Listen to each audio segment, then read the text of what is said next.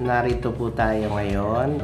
Meron po tayong isang kababayan na ating tutulungan dahil po yung kanyang kapatid sa Pilipinas ay namayapa na.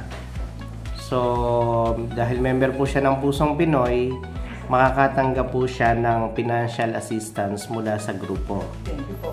At tanungin muna natin si ate, tanong konti, ano? So, ano nga pangalan mo ate?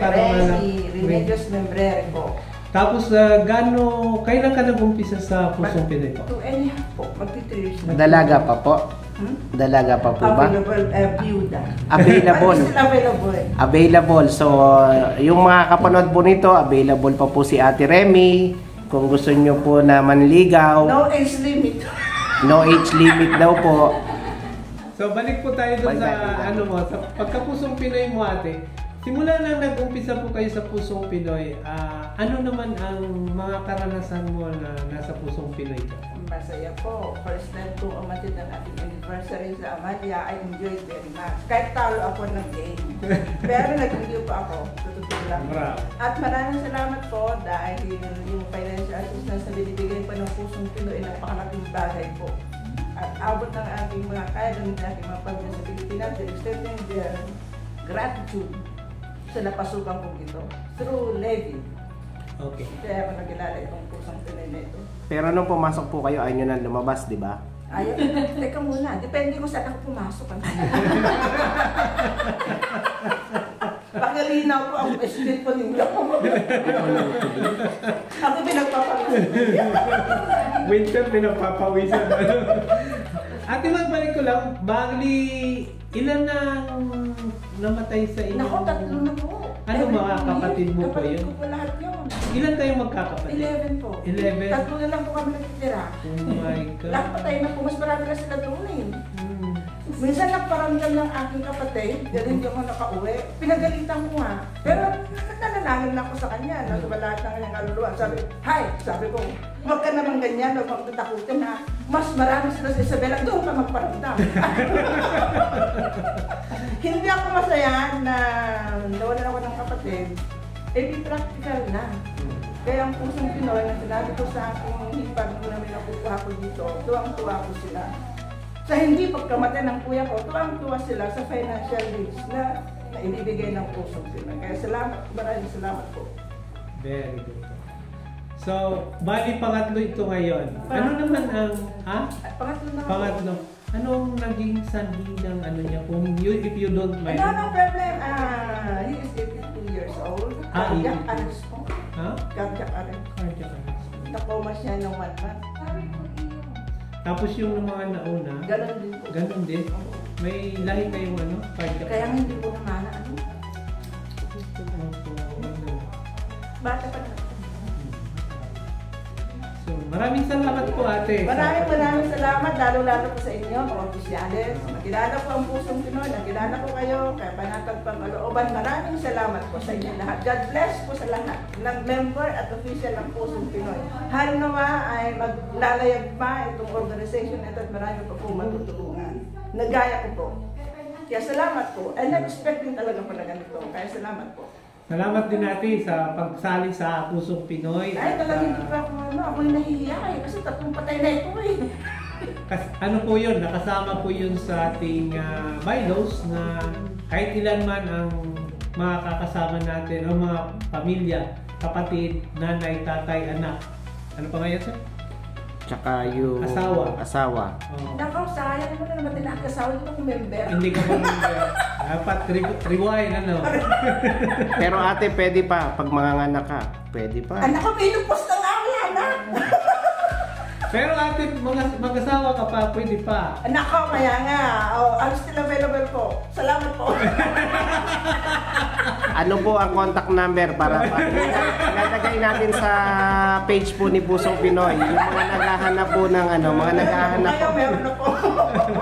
So, maraming salamat. Yan po ang ating isang maiksing interview sa ating isang nabigyan natin ng tulong. So, salamat po sa lahat ng member ng Pusong Pinoy. In behalf of the Pusong Pinoy, kami po ang nakikiramay sa inyo. Salamat. Hindi pa ako na masaya po na namatay ang aking kapatid po. Kaya lang naging overjoyed po ako dahil may financial. Hindi ako overjoyed namatay ng kapatid. Hindi ako nakauwi. Unexpected na talaga natutulong. Kaya maraming salamat ulit po. Once again sa Pusong Pinoy. Palakpakan pa natin ako. Ito po ang katibayan na si Ate Remy ay pumipirma na at tatanggap po siya ng financial tulong mula sa Pusong Pinoy. Iaabot po ng ating butihing may bahay. Nakapirma na siya? Opo. Okay, ate. Salamat so, po. ito po yung galing sa Pusong Pinoy. Thank you po. Pagpalain po kayo. Salamat po, my dear. Salamat po. Lahat ng tao po, my dear. Salamat po ulit sa Pusong Pinoy po. Magandang gabi po sa lahat. Narito po uli ang isa nating member ng Pusong Pinoy na tutulungan. Bali, pangalawa po siya sa tutulungan ngayong buwan. So, ano nga po ang pangalan ni ate? Susan Saida. So ate, may mga konting katanungan lang po. Maalala mo ba tayo kung kailan ka pumasok sa Pusong Pinoy? Ay, first time na una kami batch A. Unang batch, 2016? Yes. Wow! Matagal-tagal Unang na. batch.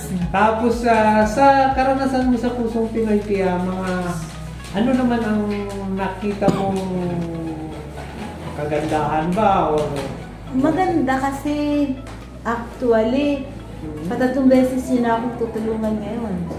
Kasi noon ay 2000, ano ba yung 17 or 18, naoperahan ako noon. Meron din akong natanggap dito. Then after, not even a year, naoperahan ulit ako. Oh.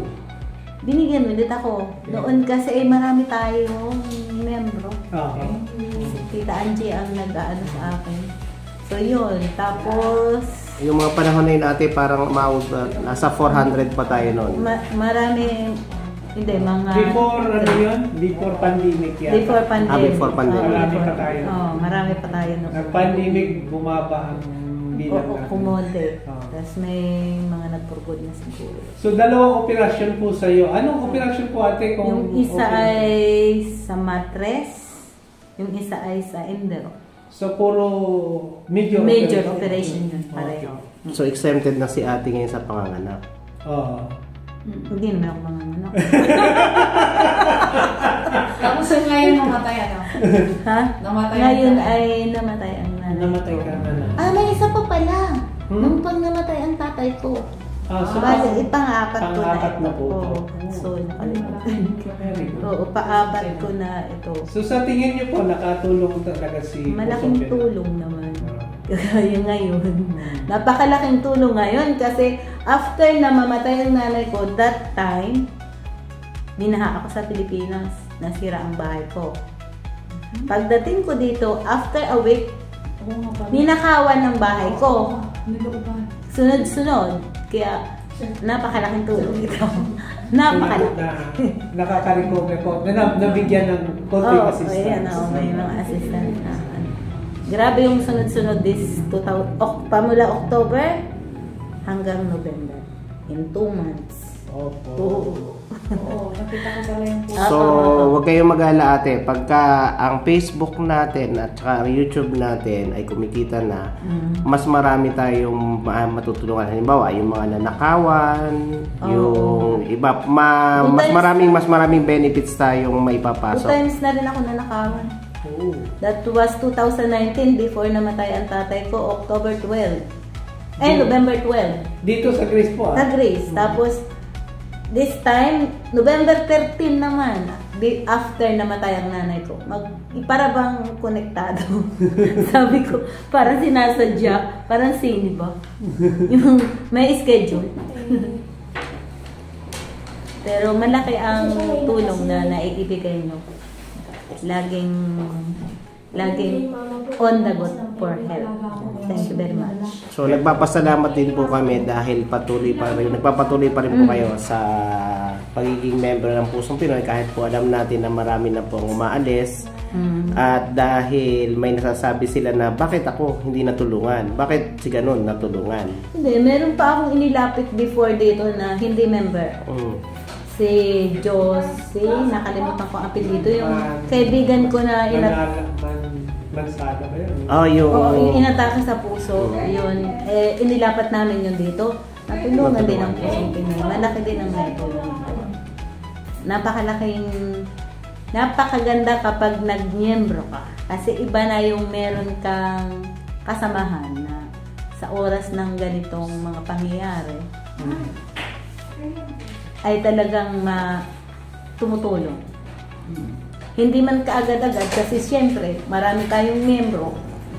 Bago mo maipon, hindi naman lahat ay meron kaagad. Naiintindihan ko yun. Kaya medyo minsan nadidili.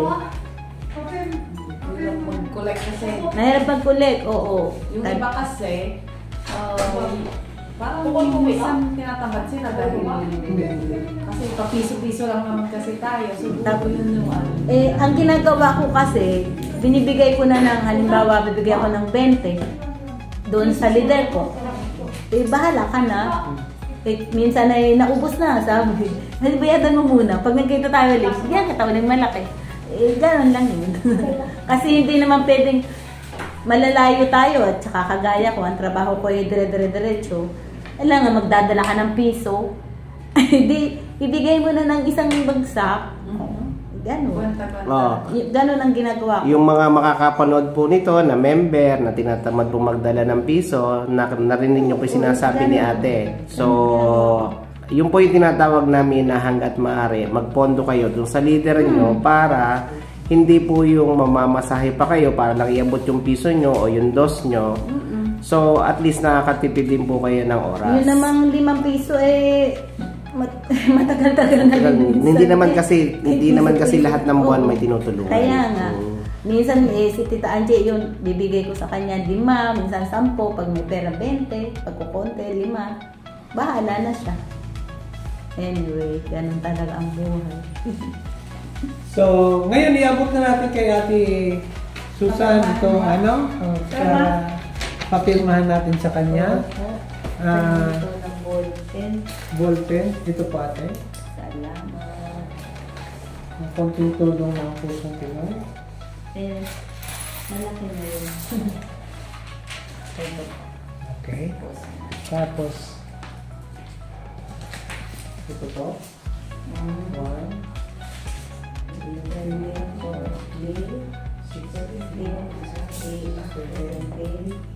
'yan lahat. 182 po yan. Salamat Okay, ibigay mo sa orisa. Bigay ko na sa iyo para may paglagay. Salamat po. So, maraming salamat din po. Sana maraming mag-miyembro pa ulit kasi maganda talaga yan, lalo na yung mga bago pa. Naka wala naman tayong hinahawakang pondo. Oo. I-release naman. So, wala talagang wala So, tayong ayan po yung narinig nyo po yung suggestion or yung experience ni ate. So, ano pang iniintay nyo? Tayo na sa Pusong Pinoy. Dito sa Adam's Green. Thank you very much.